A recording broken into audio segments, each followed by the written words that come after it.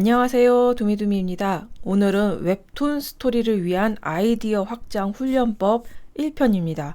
그래서 이거는 조금 길어질 것 같아서 한 1, 2, 3편 길면 3편까지 갈 것 같아요. 그래서 이 웹툰 스토리를 만들기 위한 말 그대로 아이디어 확장 훈련법인데 스토리를 어떻게 만들어 가야 되느냐, 어떻게 아이디어를 확장시켜 가야 되느냐, 그리고 그걸 다듬어서 정리를 하는 것까지 가야 되는데 이게 솔직히 몇 편을 끌날지 저도 모르겠지만 최소 3편에서는 못해도 3편 안에서는 끝내보도록 노력을 해보도록 하겠습니다. 그러면은 일단 시작해 보도록 하겠습니다.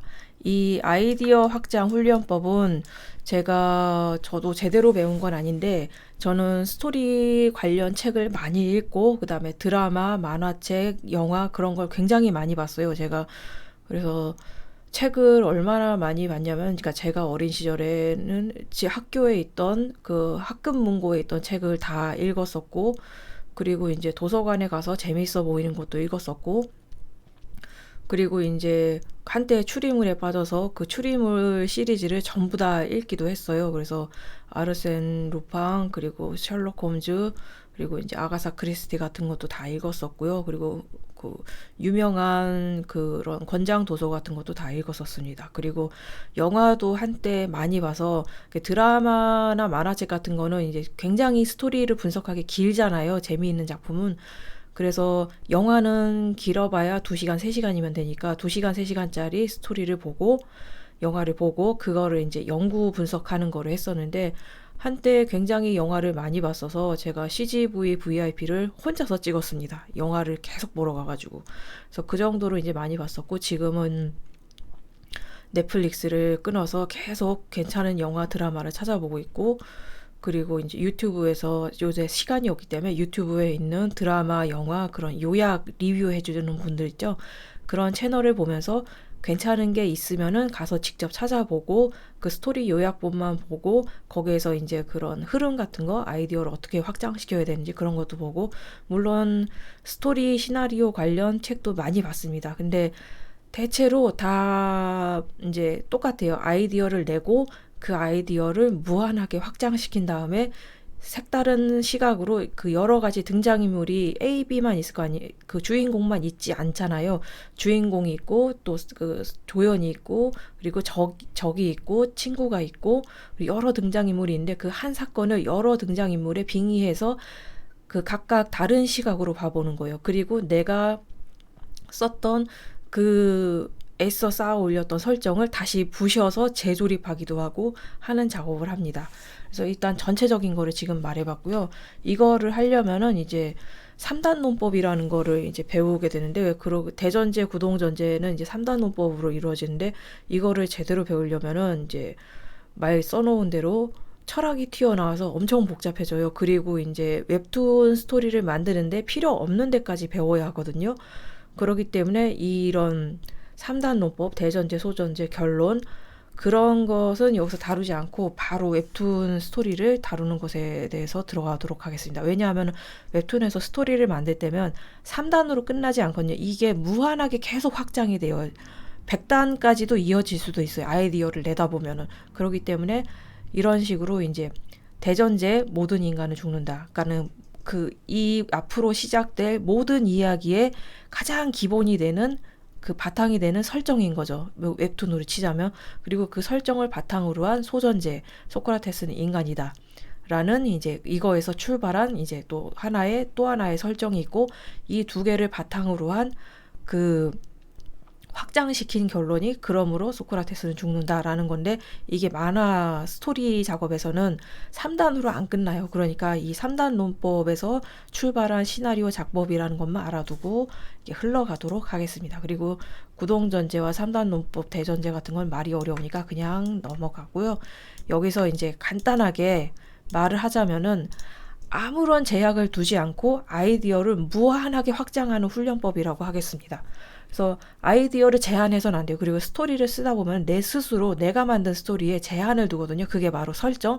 내가 만든 설정을 따르기 위해서 내가 만든 세계관에 제한을 둬버려요. 그러면은 이제 굉장히 그 움직임이 둔해지고 그 설정에 따라야 되는 순간부터 갑자기 그 스토리가 안 풀리고 내가 봐도 재미가 없고 그러거든요. 그래서 그거를 내가 만든 설정을 그때쯤이 오면은 깨야 돼요. 내 스스로. 아깝더라도 깨야 돼요. 왜냐하면은 내가 만든 설정과 스토리에 집착하는 순간 재미가 없어지거든요.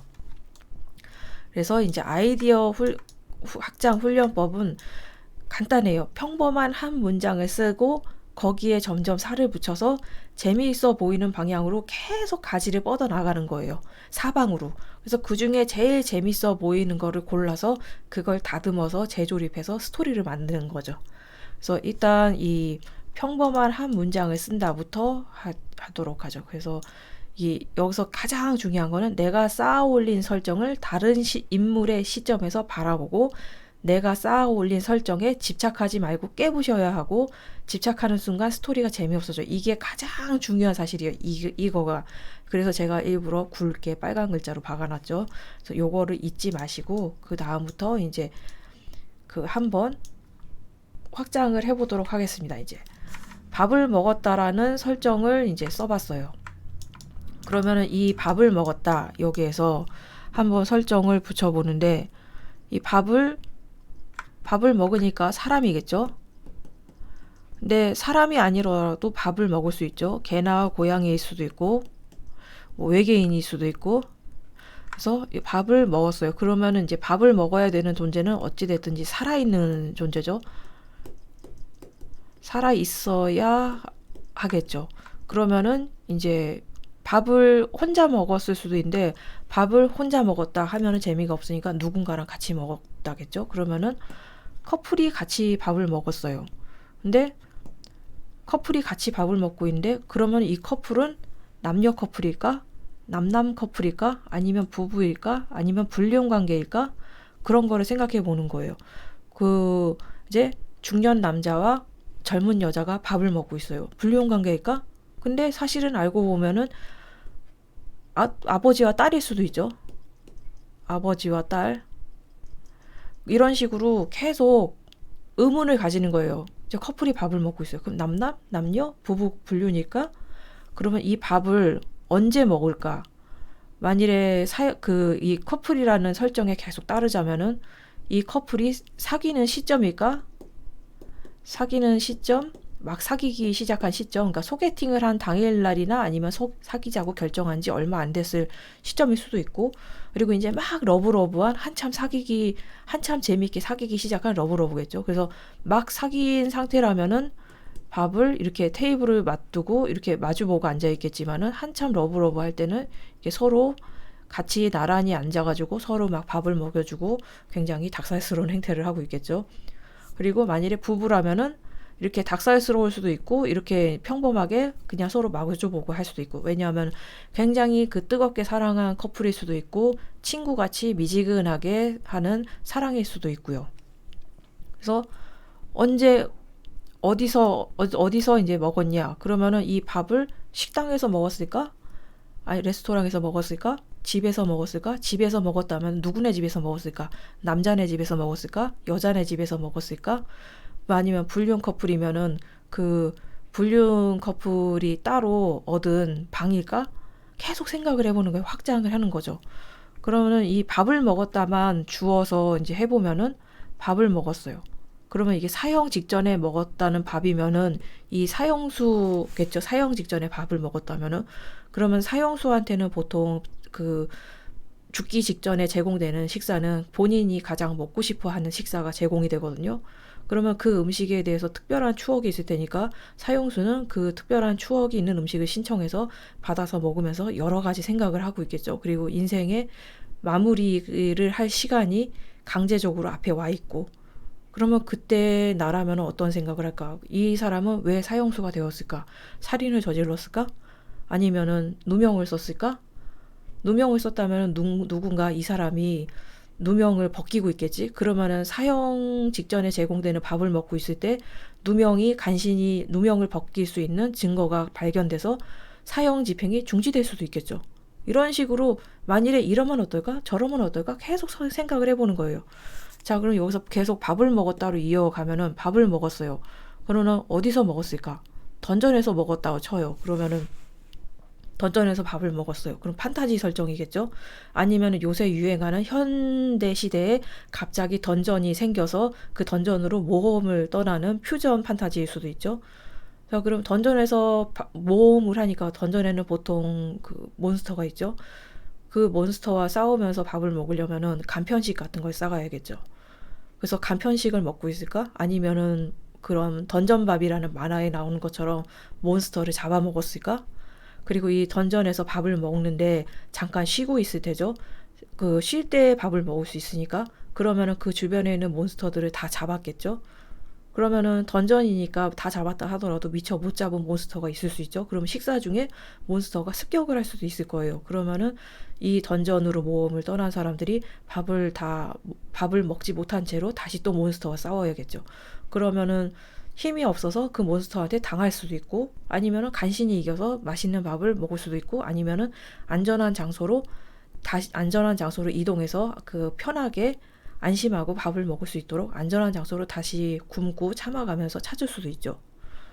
그리고 이제 밥을 먹었다를 계속 이어가서 우주에서 밥을 먹었다고 쳐요. 그러면 우주에서 밥을 먹는 사람은 우주인이 있겠죠. 그러면은 인공위성에 있는 사람이겠죠. 지금 아직 인공위성에까지만 사람이 가 있으니까. 그러면 우주에서 밥을 먹을 때는 무중력이니까 둥둥 떠다니겠죠.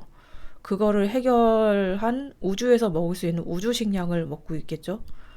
아니면은 이걸 좀 더 SF 설정이라고 하면은 우주 여행을 떠난 주인공이 우주선 안에서 제공된 기내식을 먹고 있다고 해요. 그러면은 우주 여행을 떠날 수 있으면은 상당히 돈이 있겠죠. 그리고 미래에 발전된 SF 세계관이겠죠. 그리고 우주에서 밥을 먹고 있으면은 좀 더 발전해서 사람뿐만이 아니라 우주선에 외계인이 타고 있을 수도 있죠.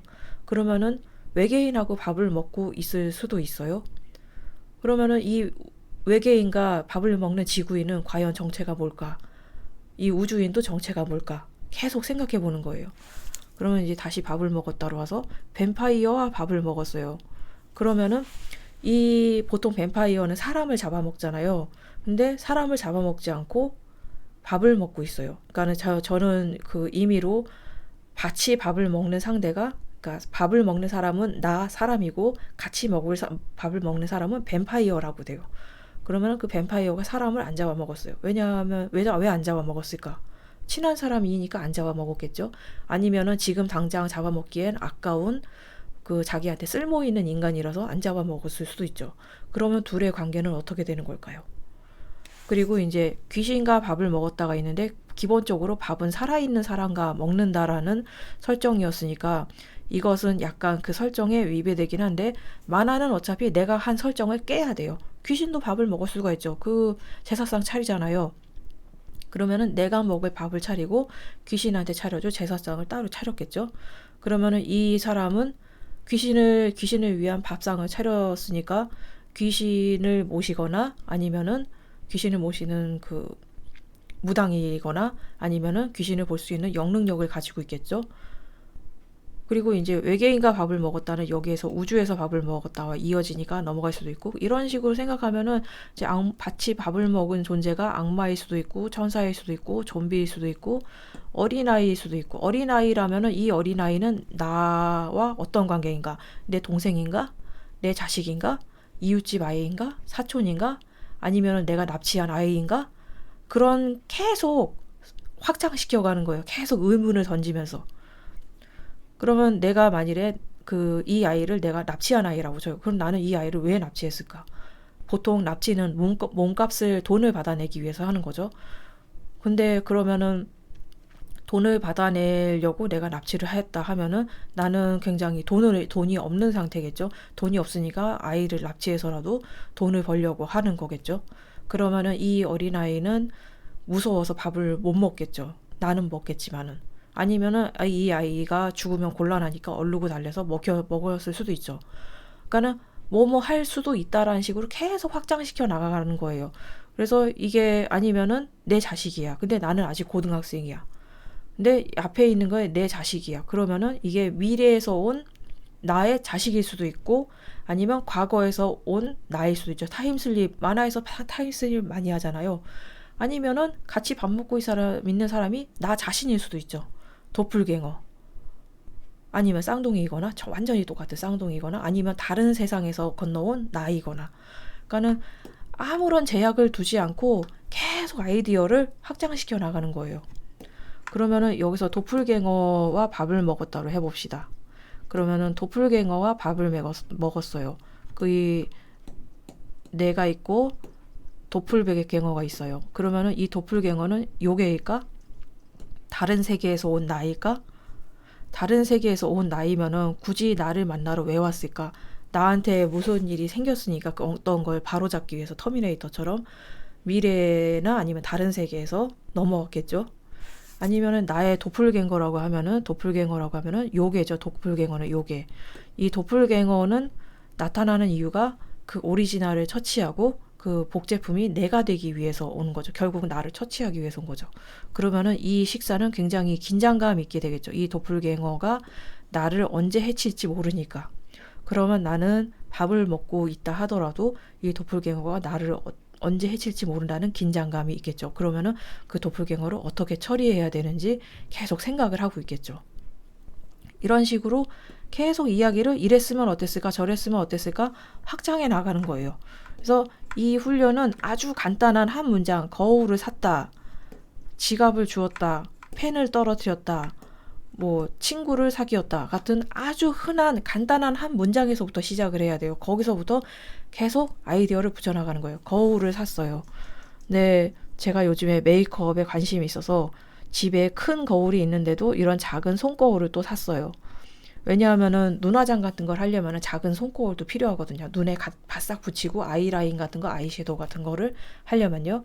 그래서 작은 손거울을 사서 썼어요. 그러면 나는 제가 이 메이크업에 관심이 있다고 그랬죠. 그러면은 이 메이크업을 하기 위한 여러 가지 도구들이 책상 옆에 많이들 있겠죠. 그리고 작은 거울도 있고 큰 거울도 있고 조명이 빛나는 거울도 있고 그 메이크업용 조명 달린 거울도 있거든요. 그럼 내가 산 거울이 메이크업 조명용 그 메이크업 달린 조명용 거울도 필요해져서 그럼 또 거울을 또 사겠죠. 그리고 거울을 샀더니 얼굴 전신이 보이는 거울이 있었으면 좋겠어요. 그러면은 집안에 그 얼굴이 크게 보이는 거울, 손거울, 조명이 달린 거울, 전신 거울, 거울이 4개나 있게 되겠죠. 그럼 나는 거울이 4개나 있으니까는 패션에 관심도 많고 그 화장에도 관심이 많아요. 그러면은 상당히 그 외모를 꾸미는데 그 외모를 꾸미는 걸 좋아하고 거기에 투자를 아끼지 않는 성격인 거죠. 그럼 나 자신을 왜 꾸밀까? 자신감을 얻기 위해서? 아니면은 남한테 잘 보이려고?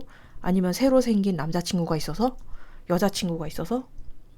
남자도 화장할 수 있죠. 남자도 메이크업 아티스트가 될 수 있고요.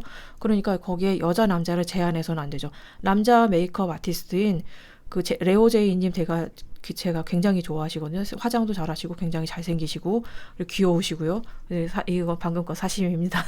그래서 남자도 메이크업 할 수 있어요. 요새는 그루밍이라고 해서 남자도 여자도 다 자기 자신을 꾸며요. 그리고 꾸미는 게 나 자신의 그런 경쟁력이 되니까 아름다웠고 잘 꾸민 관리가 잘 된 나 자신이 경쟁력이 되니까는 요새 외모를 꾸미는 것 자체가 그 힘이죠. 나의 스펙 중에 하나가 되죠. 그러니까 나는 외모를 꾸며야 하는 일을 하고 있겠죠. 그러면은 연예인일까? 아이돌일까? 배우일까?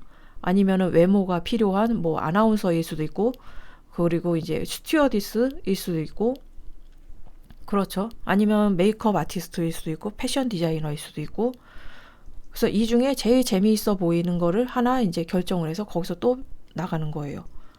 그래서 이 거울을 샀어요. 근데 이 거울이 마법 거울 사서 보니까 마법 거울이에요. 그 마법 거울에 그 내가 보고 싶은 게 비춰요.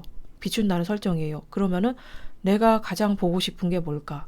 생각을 해보는 거예요. 그러면은 내일의 나일까? 내년의 나일까? 아니면은 내가 좋아하는 사람이 어떻게 될 것인가? 아니면 내 부모님이 일찍 돌아가셨다면은 내 보고 싶은 부모님의 모습이 거울에 나타날 수도 있겠죠. 그 마법 거울로.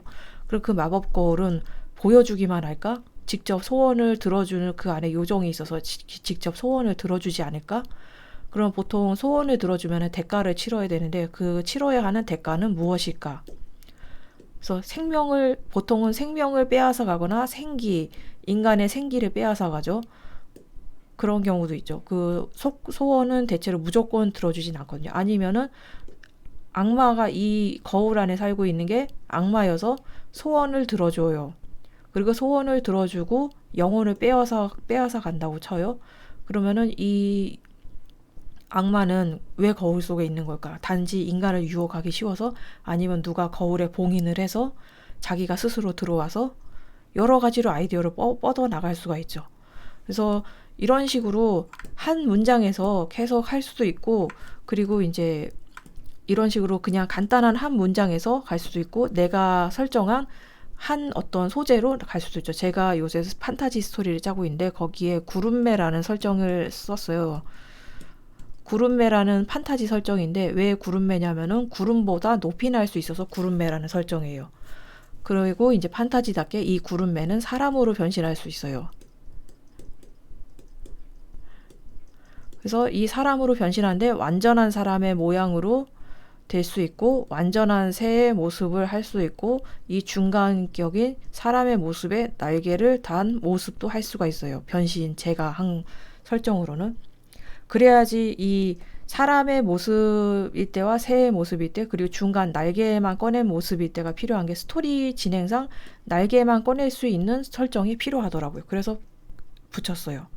그리고 이 구름매는 그 아주 높은 산에 살고 있어요. 왜 높은 산에 살고 있을까? 그 높은 산에 신의 뭔가 성물이 뭔가 있다고 신이 뭔가 내린 성물이 있고, 그 성물을 지키기 위한 그 수호자가 필요하니까 구름매를 신이 만들었다고 했어요. 그러면은 그 구름매는 이 신이 만든 이 성물을 지키기 위해서 이 산에서 떠날 수가 없겠죠. 이 산에 있는 성물을 지키라는 그 임무를 받은 존재니까. 그래서 이 구름매는 산 속에 살고 있고, 일반 사람들한테는 그냥 전설 속의 동물, 전설 속에 그 드래곤 같이 전설 속에 있는 동물, 사람과 별로 상관이 없는 그런 설정이 되겠죠. 근데 제가 또 다른 주인공은 사람이거든요. 이 사람이 산에 올라가야 돼요. 근데 산에 올라가야 되면은 보통 산에는 약초가 있죠. 약초가 필요한 사람은 아픈 사람일 거잖아요. 그래서 여동생을 하나 만들어서 아프게 만들었어요. 그래서 이 남자가 오빠고, 이 여동생이 이제 아프고, 그래서 여동생을 위해서 약초를 깨러 산에 올라간다는 설정을 했어요. 근데 산에 올라갔다가 이 구름매를 만난다는 설정을 했어요. 그래서 이 구름매 덕분에 좋은 약초를 많이 알아서 그 약초를 캐와서 여동생의 병을 고칠 수 있다는 설정을 했어요. 근데 이 약초를 깬 이 남자는 이 구름매가 또 보고 싶어졌어요. 근데 그러려면 산으로 돌아가야 되는데 이유가 없잖아요. 그래서 여동생을 또 아프게 했어요. 그 약초가 가져온 약초가 잘 들어서 병이 어느 정도 나았지만은 다 낫지는 않아서 약초가 더 필요하게 됐다는 설정을 했어요. 그래서 이 사람은 다시 산에 올라서 이 구름매를 만났어요. 그래서 이 구름매도 이때는 이 사람이 좋아졌기 때문에 다시 오기를 기다리고 있었어요.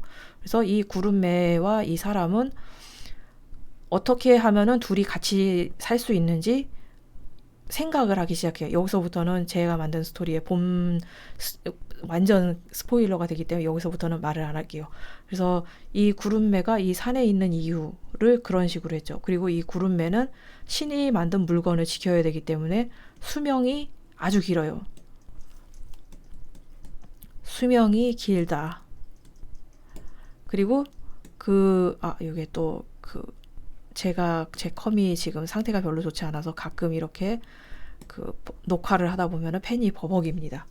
그래서 이 구름매에 관한 설정을 이렇게 해봤어요. 그래서 이 필요하니까 여동생을 만들어서 여동생을 아프게 만들었었죠. 그리고 두 번째 가져온 약초로 여동생은 완전히 나아요. 그리고 이 여동생은 결혼을 해서 행복하게 살아서 이 오빠의 도움이 필요가 없게 돼요. 그래서 이제 안심이 된 오빠는 구름매와 함께 있을 수 있는 방법을 찾아서 결국은 찾고 함께 있게 되죠. 그런 식으로 이제 스토리를 꾸며갔거든요. 그래서 여기서 이제 또 다른 예제를 들자면은, 이건 제가 쓴 거니까 여기까지 하고, 신데렐라에 대해서 생각을 해봅시다. 신데렐라는 일단 엄마가 죽었고 아빠가 계시고 그 아빠는 재혼을 해서 새엄마가 왔고 새엄마와 언니들이 있어요. 그래서 엄마, 그리고 아빠, 그리고 아빠의 재혼한 새엄마, 새엄마가 있고 새엄마가 데려온 새언니들이 있죠. 그러면은 이 아빠는 왜 재혼을 했을까요? 집에 굳이 재혼을 하는 이유는 이 새엄마를 사랑을 했었을까요? 아니면 이 새엄마가 아주 부자여서 재산 때문에 재혼을 했을까요? 그리고 이 새언니가 아니라 만일에 새오빠였다고 하면은 어떻게 됐었을까요? 이야기가. 신데렐라의 새엄마가 데려온 사람이 오빠였어요. 오빠나 아니면 남동생. 이었다면 스토리가 과연 어떻게 변했을까요? 그리고 이 새엄마가 신데렐라를 구박하지 않았다면, 구박을 안 했다면, 오히려 사랑해줬다면, 신데렐라의 새엄마가 이 신데렐라를 사랑하고 귀여워해줬다면 어떻게 됐었을까요? 그리고 새언니가 없고 그냥 새엄마가 재혼을 했고 아이 없이 재혼을 해서 신데렐라를 예뻐했다면 이야기가 어떻게 될까요? 그리고 이거는 신데렐라 이야기는 중세잖아요. 서양 중세. 근데 이거를 현대로 옮겨와 보면은 어떤 식으로 될까요? 현대 배경 2020년. 그러면은 이 크게 별로 달라지는 게 없죠. 중세에서 현대로 와서 바뀐 거는 전기가 있고 스마트폰이 있고 그 정도밖에 바뀐 게 없죠. 그렇게 생활상이 크게 바뀐 게 없죠. 그리고 이거를 그러면은 SF 설정으로 가봅시다. SF 설정으로 갔어요. 이 아버지가 재혼한 사람이 외계인이에요.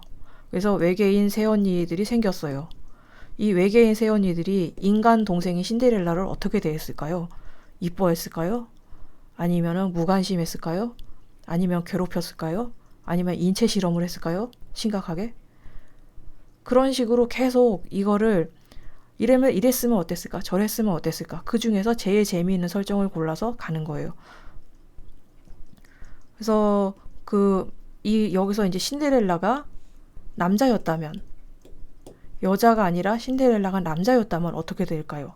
그리고 새엄마가 데려온 새언니들이 아니라 오빠들이었으면은 남자들이 되죠. 그러면은 이 신데렐라가 남자고 새엄마가 데려온 아이들이 남자였어요. 그럼 이 둘 관계는 어떻게 될까요? 과연 싸웠을까요? 사이 좋았을까요? 어떻게 됐을까요? 그리고 그러면은 이제 신데렐라가 남자가 되면은 무도회에서 만나게 될 사람은 왕자가 아니라 공주가 되겠죠. 그러면 이 공주를 두고 이 남자 신데렐라와 이 신데렐라의 의붓 형제의 남자 형제가 서로 이제 경쟁을 해서 이 공주를 차지하려고 했겠죠. 이런 식으로 계속 이랬으면 어땠을까? 저랬으면 어땠을까? 라고 하는 거예요. 아니면 비애식으로 극단적으로 가서 이 신데렐라가 남자고 새엄마가 데려온 그 형제가 남자인데 이 둘이 전에 만난 적이 원래 이 남자 신데렐라가 이 남자를 좋아했었어요. 근데 어느 날 되니까 새엄마가 데려온 아들이 내가 좋아했던 남자야. 그러면은 어떻게 될까요? 이거는 신데렐라가 남자여도 되고 여자여도 되죠. 그러니까는 신데렐라 이야기를 꼬아보는 거예요. 꼬았다가 헤쳐보았다 하는 거예요. 그래서 제가 한번 헤쳐본 거는 여기 신데렐라가 있고 신데렐라의 엄마가 죽었어요. 그리고 이제 신데렐라의 아빠가 새 엄마랑 결혼해서 새 언니들을 데려왔는데 이 새 언니들이 아빠의 친자식인 거예요. 그러면은 이 새엄마랑 아빠랑 아주 오랫동안 자기 엄마를 만나기 전부터 사귀고 있었다는 게 되겠죠. 같은 아빠가 이 새언니들과 아빠가 같다는 설정이니까 엄마만 다르고. 그럼 이 아빠는 아주 오랫동안 불륜을 해왔고 진짜 사랑하는 사람은 새엄마였고 할 수 없이 신데렐라의 엄마랑은 그 돈을 위해서 아니면 정략 결혼으로 할 수 없이 집안에서 원해서 했을 수도 있죠. 그래서 이 신데렐라의 엄마가 죽자 이 새엄마와 그리고 자기 친자식들 새언니들을 데려왔겠죠. 그러면은 이 신데렐라는 아빠가 그런 식으로 이제 불륜을 했었고 들어온 새언니들이 친자식이라는 걸 알고 크게 마음에 상처를 받고 쇼크를 받겠죠. 그러면은 가출을 했을까요, 신데렐라는? 그리고 이제 새 언니들은 이렇게 되면은 이 신데렐라는 정말 끈떨어진 년이잖아요. 그래서 신데렐라를 그냥 가엾게 여겼을까요? 아니면은 집에서 완전히 나가버리라고 더 가열차게 괴롭혔을까요? 거기서부터 이제 생각이 드는 거죠. 그래서 저는 이 새엄마가 데려온 새언니들이 이 아빠의 친자식이라면은 어땠을까라는 걸 해보니까는 꽤 재밌겠더라고요. 그래서 그런 식으로 제가 발상 훈련을 했었을 때 신데렐라를 해체했던 게 이랬었거든요. 그래서 유명한 동화 신데렐라, 뭐 엄지공주, 뭐 백설공주 이런 유명한 뭐 이야기, 유명한 동화들을 나라면은 이걸 어떻게 했을까라는 생각해서 다시 분해하고 재조립하고 다른 각도로 쳐다보고 하는 거예요. 그리고 이 신데렐라 이야기에서 주인공을 새엄마로 하면 어떻게 될까요? 어느 날 결혼을 했는데 이 결혼 상대자가 굉장히 잘생기고 돈도 많고 다 좋은데 전부인의 자식이 있어요. 근데 이 전부인의 자식이 못됐어요. 못됐다면은 굉장히 이 새엄마로서는 이 전부인의 딸이 굉장히 거북하겠죠. 전부인의 딸이 착해도 거북하겠죠. 어떻게든 이 전부인의 딸한테 잘 보여야 될 입장이니까요. 이 새엄마가 주인공인 경우에. 그러면은 이 자기 딸 둘한테 신데렐라와 잘 지내라고 할까요? 아니면 신데렐라를 내쫓을 수 있게 협력해달라고 할까요? 주인공을 신데렐라로 하지 말고 신데렐라의 새엄마로 했을 때 어떤 식으로 이야기가 전개가 될까요? 그거를 이랬으면 어땠을까? 저랬으면 어땠을까? 그리고 이 사건을 전혀 다른 각도로 쳐다보는 거예요.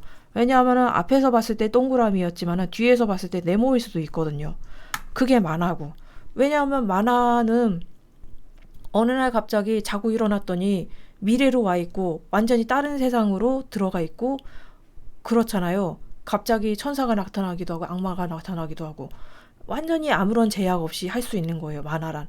그러니까는 이 훈련을 열심히까지는 아니었지만 그 시간 나는 대로 하고 본인이 짜다가 막힌 스토리가 있으면은 그 스토리에 다른 인물의 빙의에 봐서 써보는 거예요. 그러니까 A가 주인공인데 일부러 A의 적의 입장에 빙의해서 내가 써본 사건을 바라보는 거예요.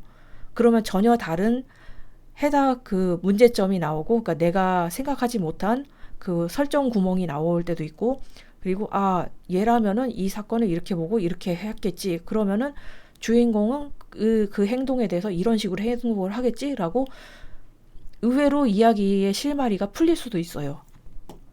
그러니까 요거를 꼭 할 때는 이거를 다시 한번 강조드린데, 내가 쌓아 올린 시점을 다른 인물의 시점에서 바라본다. 그리고 내가 쌓아 올린 설정에 집착하지 말고 깨부셔야 한다.